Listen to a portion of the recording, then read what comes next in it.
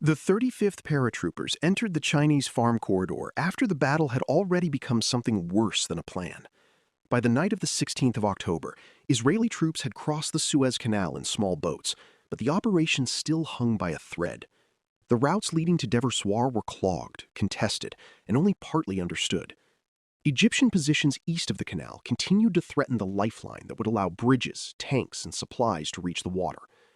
Into that darkness came Israeli paratroopers, men trained for bold action and sudden violence, but now asked to do one of war's most unforgiving jobs: clear entrenched infantry from broken ground, at night, with too little information and no room for delay. If you would like to move beyond the podcast, you can see my available books at militaryauthor.me. And at trackpads.com, you will find magazines and galleries with hundreds of thousands of photos and videos to explore. Their mission made sense at the level of maps and headquarters. The Israeli countercrossing could not become decisive unless the corridor behind it stayed open. Boats had put the first paratroopers on the West Bank, but boats alone could not carry an army. The bridges still had to get through, and the routes named Lexicon, Tirtor, and Akavish still had to function under pressure. Egyptian troops around the Chinese farm and nearby road network were blocking or threatening that movement. Someone had to go in and break those positions loose. Tanks had tried to force the issue in places, but armor could not see or clear every trench, ditch, and embankment. Infantry would have to enter the dark spaces where machines could not do the whole job. The 35th Paratroopers were part of Israel's elite infantry tradition, but elite status does not make a man bulletproof or grant him perfect knowledge of the ground ahead. Paratroopers are often imagined descending from the sky or striking suddenly behind enemy lines. Here, their task was uglier and more direct. They were moving into a battlefield already churned by armor, artillery, dust, and confusion, where the enemy was dug in and waiting. The ground near the agricultural research area was full of features that punished haste: irrigation ditches, low rises, trenches, tracks, and cultivated patches that broke up movement and hid defenders. What looked like a corridor on a map became, at walking pace, a maze of lethal fragments. The tragedy of urgency was that everyone knew the mission mattered. This was not a pointless order issued for pride or appearance. If the Egyptian positions remained in place, they could interfere with the crossing at Dever Soir and possibly strand Israeli troops already west of the canal.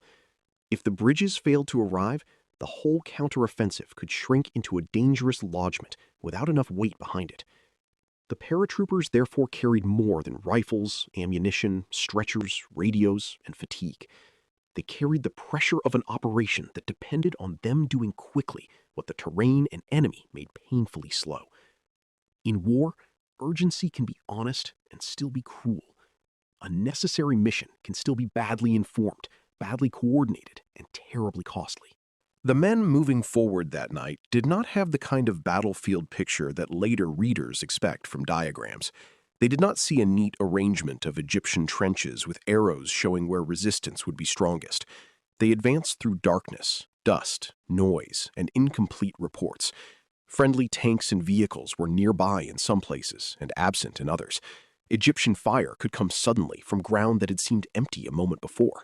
Units could become separated or misdirected. Officers had to make decisions with only fragments of certainty. For infantry, this kind of confusion is intimate. A tank crew may be blinded by limited vision, but an infantryman feels the ground with his feet, hears fire snapping at body level, and learns one ditch at a time whether the map has lied. Egyptian defenders around the corridor had advantages that do not always show clearly in summaries of the battle. They were not necessarily stronger in a sweeping operational sense, but they were in positions that made the Israeli infantry pay for every misunderstanding. Trenches and prepared holes gave cover. Anti-tank weapons discouraged armored vehicles from solving the problem alone. Machine guns and rifles made open movement dangerous. Artillery could add sudden chaos behind or among the attackers. Most important, the defenders could remain hard to locate until they fired. In a night attack, the attacker often discovers the enemy by being shot at. That discovery is information, but it is information bought with lives. The paratroopers' advance became a fight of short distances and broken coordination.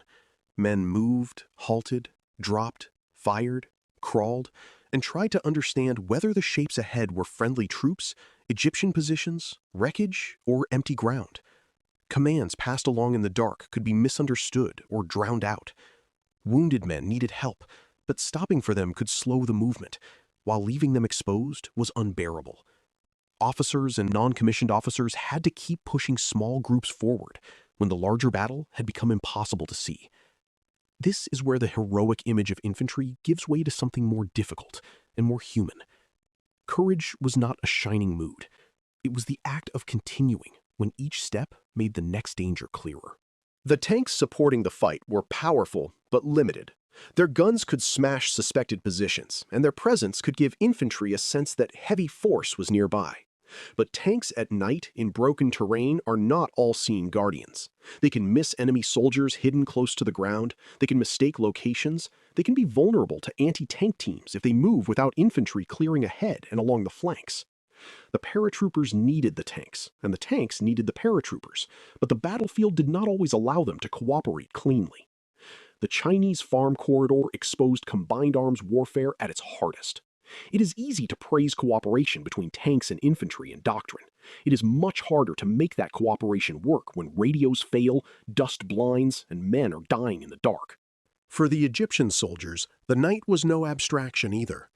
They were under attack by determined infantry and armor, while the larger Israeli crossing threatened to change the war behind them. Some may have known only that they had to hold their part of the line. Others may have sensed that something larger was happening near Deversoir.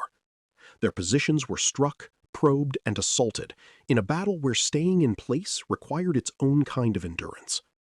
Prepared defenses protect men, but they also trap them inside the violence directed at that ground. Egyptian infantry had to remain under fire, return fire, and resist the pressure of Israeli forces trying to tear open the corridor. They were not extras in someone else's counteroffensive. Their resistance helped make the mission so costly. The cost to the 35th Paratroopers became one of the bitter memories of the Canal campaign.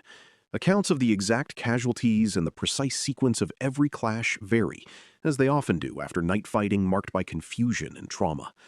What matters is the nature of the loss. Men were killed and wounded in a battle whose importance was real, but whose conditions were miserable.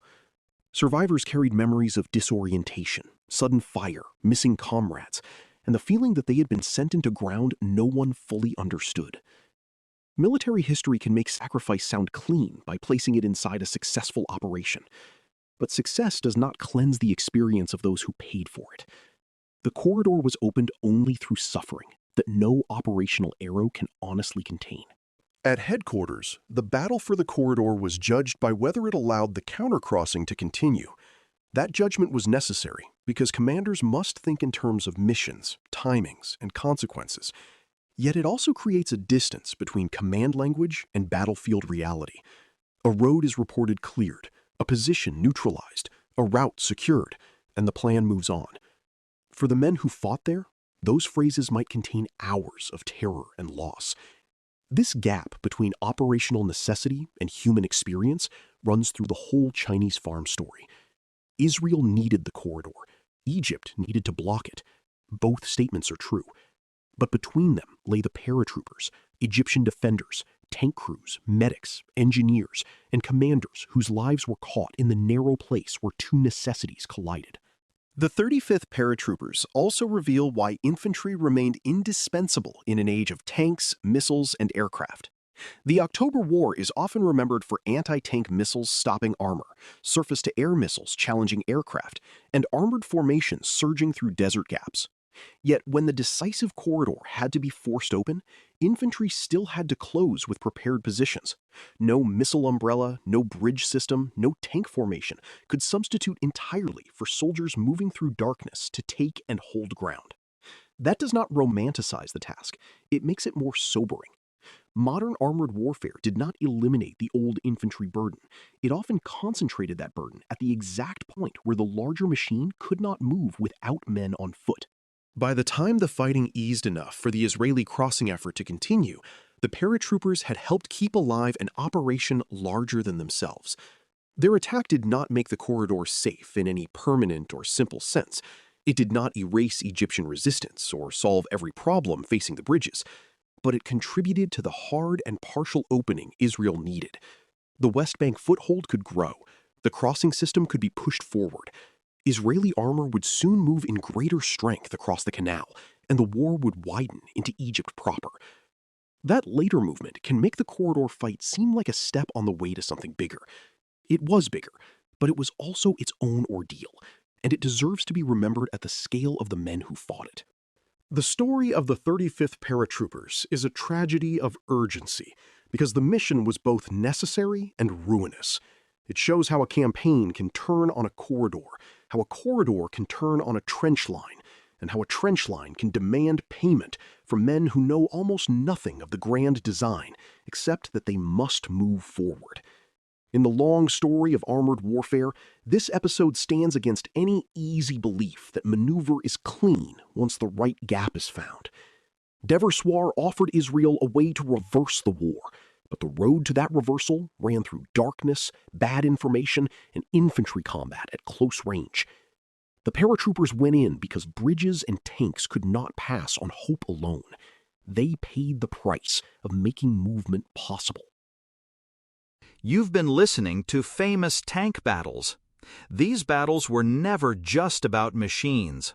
They were about doctrine, terrain, firepower, logistics, and the hard problem of turning shock into victory.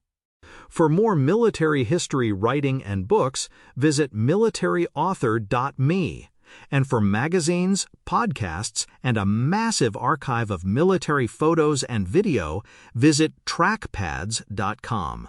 Thanks for listening.